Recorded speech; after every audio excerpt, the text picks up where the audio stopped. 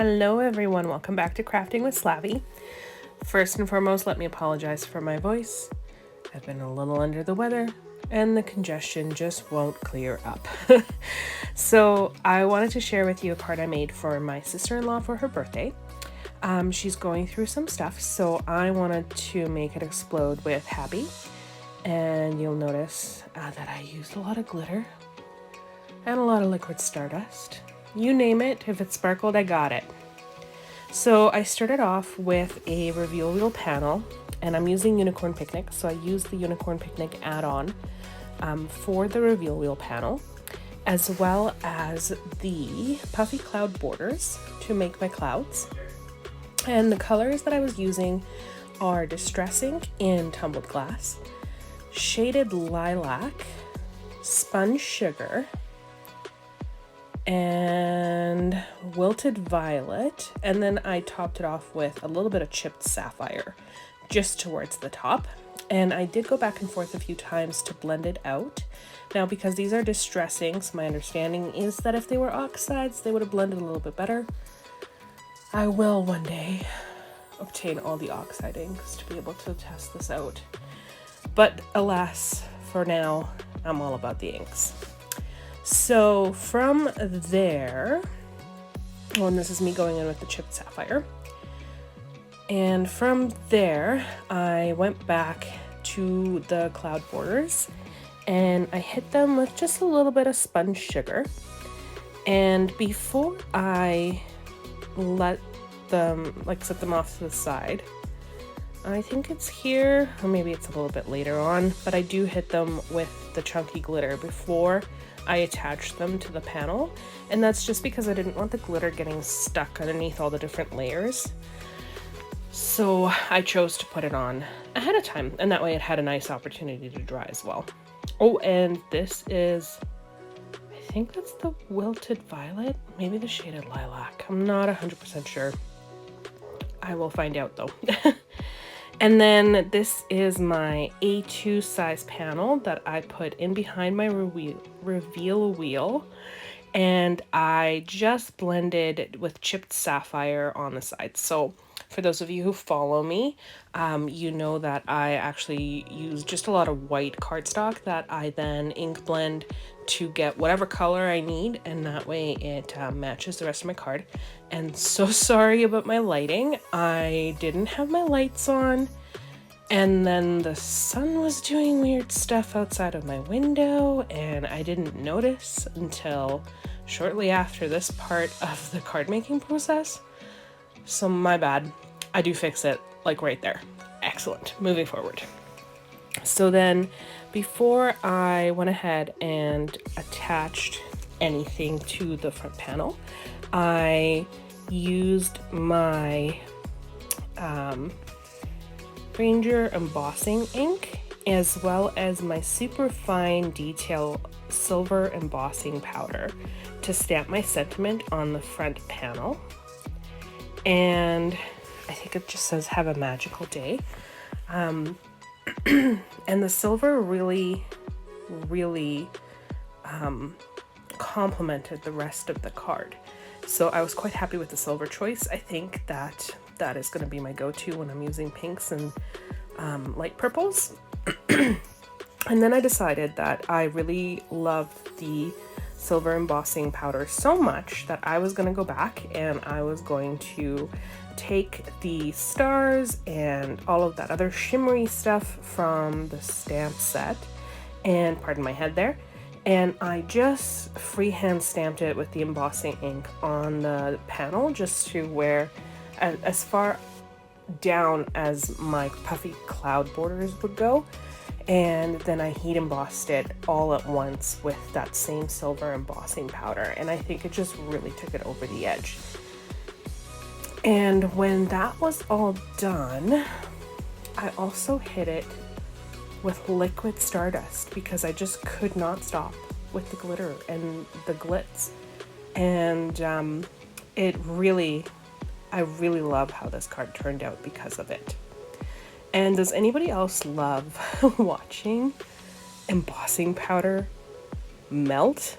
It is like the single greatest thing to watch. I know this video doesn't quite do it justice because of the wrong angles, but oh, it's just so amazing. So when all of that was done, I decided to, did I hit it with water? I think I did hit it with water. And I just started doing some splatters. So I took sponge sugar as well, and I ink blended it onto my little arrow that indicates which way the wheel turns, because I thought it would be a really nice contrast to that chipped sapphire background. And then I went ahead and I just splattered water all over these 4 panels to give it a little bit of texture and add a little bit of interest. And after that is when I went in with the liquid Stardust. And of course, blotted off with a piece of paper. And here I go with liquid Stardust. I try not to use too much of it, and if you do have liquid Stardust, please make sure you are shaking it well before you put it on your work surface. But I try not to be wasteful because you don't need much, and I was able to get all 4 of these panels with the liquid Stardust. And to be fair, the chipped sapphire one, I only concentrated it where that hole is cut out for the reveal wheel, so it didn't need to go too far, but it covered all 4 and I didn't have much waste.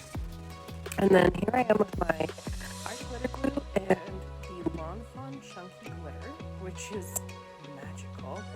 If you don't have it, any glitter will do. My goodness, you should get it because it's amazing. It is just so sparkly. It gives me feels. And I did a layer of that just along the edge of these cloud borders. And like I mentioned, I don't like to do this at the end of the card because I find that it just gets in places and I don't like that. I'm all about conserving the waste. So here is the fun coloring part of the card. I am going to step back and let you enjoy the coloring. However, I did want to mention that you'll notice that some of my markers, I think it was the green ones, they kind of splooshed. And the reason why that happened, if you've had that experience with your Copic markers or really any alcohol markers, it's because there's too much pressure and it's almost like the marker is overfilled. Actually, it is because the marker is overfilled. So it kind of just splooshes out once it gets an in. So the best way to go about it, I did blot it out with the paper towel and it was fine. It didn't really impact the finished card product very much because I was using such light colors, so I was able to blend it out. However, if you ever find that your markers are doing that, just remove the cap from the other end of the marker and it helps fix that issue for you. Okay, so I'm gonna go enjoy the coloring and I will be back shortly.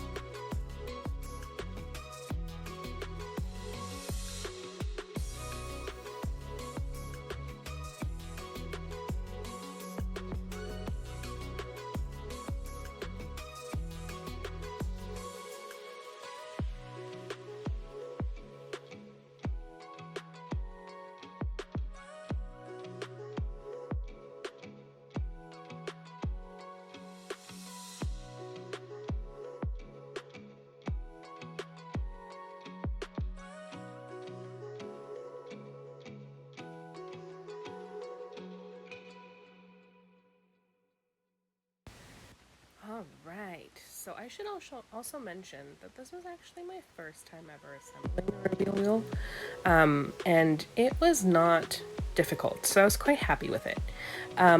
I cut out that little wheel out of Bristol cardstock, just like the rest of my little critters, while the rest of the card is cut out of just a regular 80-pound cardstock that I frequently use.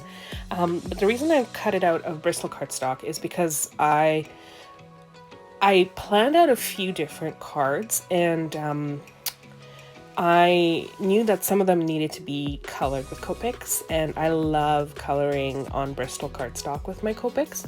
So in this case, I didn't end up needing to have it on Bristol cardstock, but I did do a little bit of ink blending. I just put a little bit of spun sugar there in the middle to kind of match the rest of the clouds on the card. And then I went around with a single layer of foam tape here, and I can't help myself, so I covered like every square inch of the card with the foam tape. And then I went ahead and I adhered my front panel to this part of the card. And if you haven't put together a reveal wheel before, they just go together like this, and then you attach that to a front panel, which you attach to a card base, which is what I'm doing here. So I'm attaching my panel to my card base, and then I'm going to attach the reveal wheel portion just straight onto that panel, and that's to give room to that mechanism to be able to spin around, and you don't have to worry about it. And then this is my preferred method of adhering cards together. If you haven't been watching my videos, this is a really good time to remind you that if you like what you're seeing, please hit the like button, hit the subscribe button to get more videos, and hit the notification bar so that you get notified when I publish new videos. Back to the card. So I like to mount everything onto the card base and then start decorating, and that's because then I don't have to worry about how I'm going to make sure that I get a good stick to the card base. So everything is stuck down well, and then I start attaching my critters and stuff, and I don't have to really worry about everything else kind of falling off the card. So I am putting on my little critters. I did take out a bunch of the planning stuff, otherwise this video would be forever. But I just really love these little images and the little fairies and just everything. I think this is quickly becoming my favorite stamp set, and I wasn't sure when it first came out that I actually wanted it. So thank you, Lawn Fawn, for showing me that I do want all the things that are Lawn Fawn, because you guys make wonderful, wonderful stamp and die sets. Okay, so I'm gonna step back. I want to say thank you for watching this video. I hope you enjoyed what you saw today, and I will be back soon with more videos. Thank you.